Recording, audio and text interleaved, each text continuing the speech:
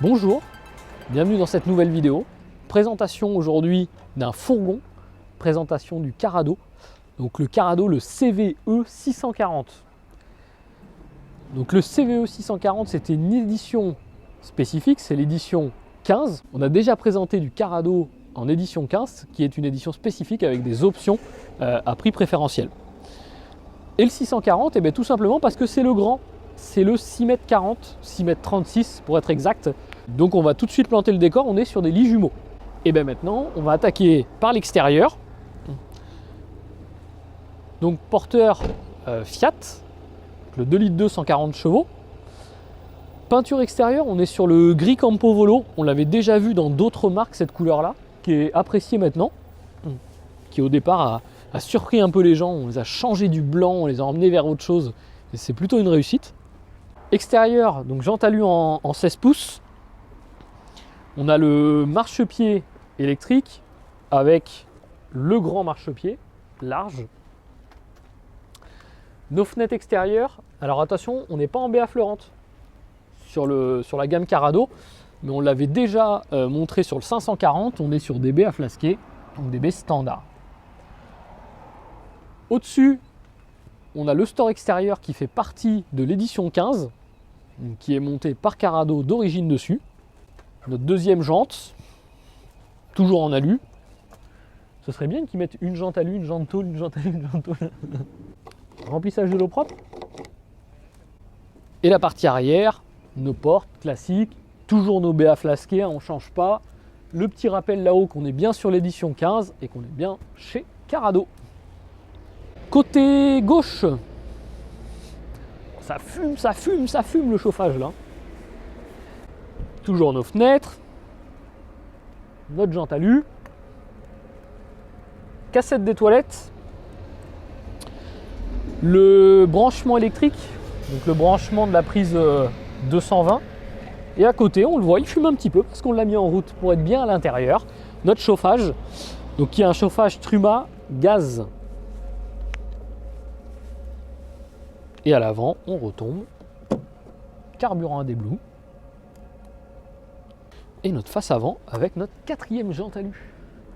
Et on va jeter un petit coup d'œil. On va changer les habitudes. Tiens, on va casser les codes et tout. On va aller voir la porte arrière d'abord.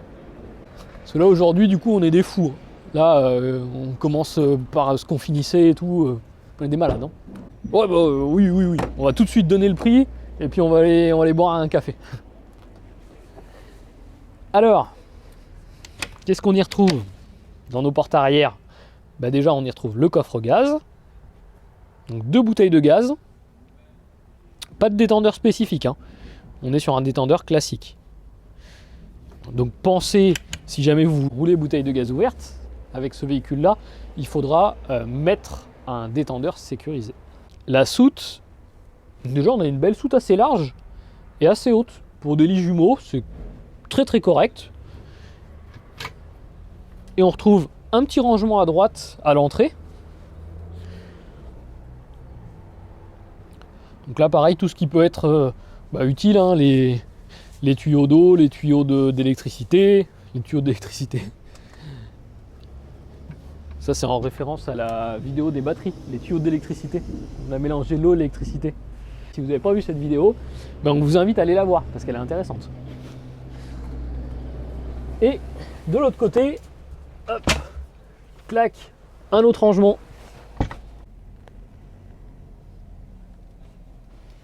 Donc c'est bien, ils ont exploité la place qu'il y avait. Au lieu d'avoir de la place perdue sous les lits, au moins il y a des rangements. Il en manque toujours de rangements. 1h25, il en manquerait encore un. Sésame. Moustiquaire de porte. Donc ça c'est bien. Pour éviter les moustiques, l'été plutôt que l'hiver d'ailleurs. Et je vais vous inviter à rentrer dans notre Carado. Place à la partie conduite. Donc le nouveau Fiat, ça c'est bon, on a l'habitude, on le connaît. Sur celui-ci, qu'est-ce qu'il y a de spécifique? Le volant cuir, les commandes au volant, c'est d'office, le pommeau de vitesse en cuir.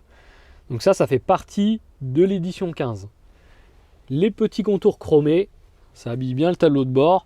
Au lieu d'être tout noir comme ça, on a des petites parties qui ressortent. C'est plutôt joli. Le véhicule est équipé des stores plissés cabine. Donc pareil, vu qu'on est dans l'édition 15, stores plissés cabine, pare-brise et fenêtres latérales. Le petit édition 15 qui va bien. C'est joli. Donc la couleur des sièges sur les éditions 15, elle est la même pour toutes les éditions 15. Donc on a les mêmes tissus. Ça reste du tissu, c'est pas du simili-cuir. Hein. Par contre, les sièges sont plutôt agréables visuellement et en assise, plutôt agréables. Les sièges pivotent pour nous donner place au salon. Et dans le salon, on va retrouver notre table, notre rallonge de table qui va avec. 4 places carte grise sur celui-ci, 3 couchages. Au niveau du 3e couchage, on a la possibilité de faire le couchage en travers. Donc il y a un kit avec les coussins et la planche pour pouvoir faire le lit en travers du véhicule. La table, elle bouge comme sur la plupart des fourgons aujourd'hui. Hein, on peut l'avancer et la reculer. Sur la partie haute, on va avoir un petit spot d'éclairage. Tada. Et une prise USB. Et tout ça, c'est amovible. On peut soit l'enlever, soit le décaler. Au niveau de la dinette, juste en dessous de la table, on a une prise 220, donc qui est assez bien pensée. Et de la mettre ici, si jamais on veut faire recharger quelque chose, on a un accès facile et on peut poser, je sais pas, par exemple, si on veut recharger une batterie de vélo ou autre, on peut la poser ici. Pour la partie rangement, paf, rangement dans la marche du salon. Donc on a un premier rangement et un deuxième rangement. Et là, ce qui est super astucieux, c'est de l'avoir fait en 2 parties. Et comme ça, on n'a pas besoin de bouger le pied de table pour pouvoir avoir accès à nos rangements. Alors les rangements dans les sols, c'est jamais les rangements les plus faciles et accessibles. Forcément, il faut se baisser, etc. Mais là, au moins, j'ai rien d'autre. Si j'ai quelque chose dans la main, j'ai juste ma trappe à lever et je mets dedans. Donc, ici, on a accès à notre disjoncteur, on a accès à notre vanne de vidange. Sous la banquette est placé le chauffage. Donc c'est pour ça qu'on n'a pas d'accès. Enfin, qu'on n'a pas d'accès, qu'on n'a pas de rangement surtout. Toujours pour continuer dans la partie rangement, on va avoir un placard ici. Donc grand placard. Et derrière moi, certains l'auront remarqué, on n'a pas la découpe cabine chez Carado. Donc on a encore notre rangement en partie haute. Et ça permet aussi d'intégrer le tableau, donc le tableau de commande et le tableau du chauffage juste à côté. Par contre, ils ont mis un grand lanterneau ici, 500 par 700, donc ça c'est bien. Vu qu'on n'a pas de lanterneau dans la partie avant, ça permet quand même d'apporter pas mal de luminosité au niveau du salon. Donc dans la partie salon, on a notre support de télévision qui est ici. Pas de télévision fournie, pas d'antenne fournie d'origine. Est-ce qu'on est bien d'accord?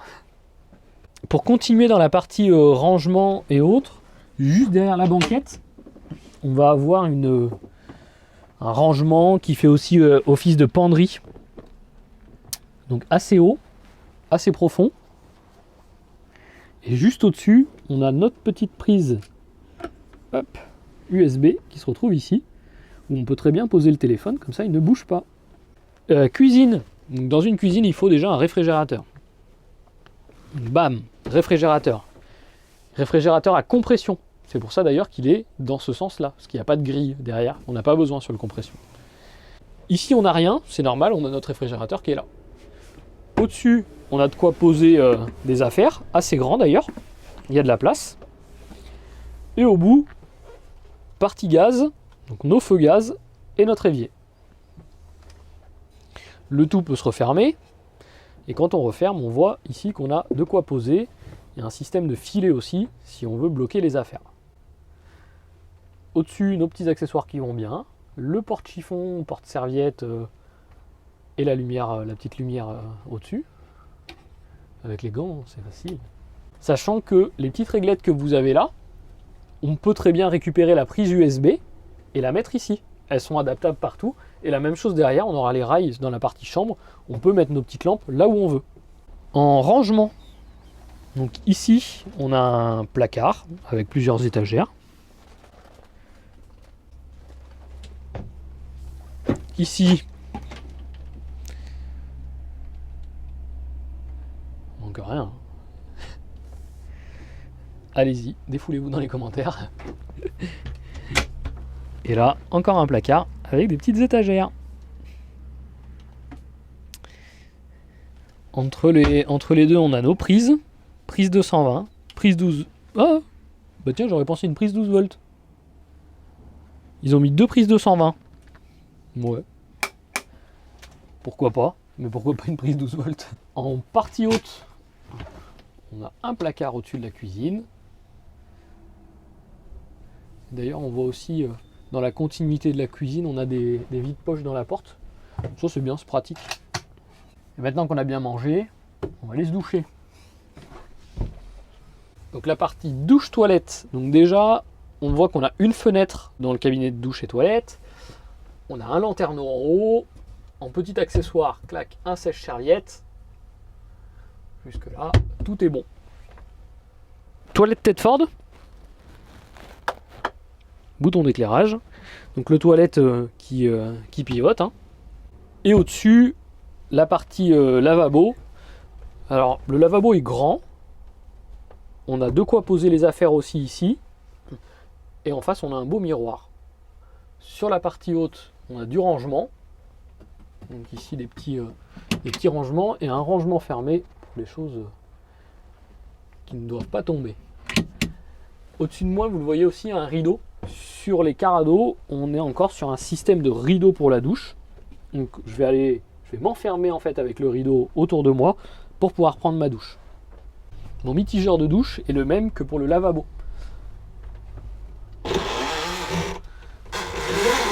Et il vient se bloquer ici. Tac.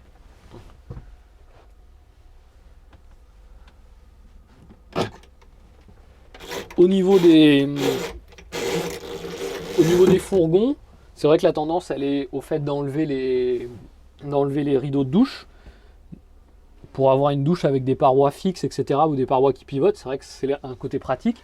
Par contre, le cabinet de douche et de toilette est forcément un petit peu plus grand, mange un peu de place.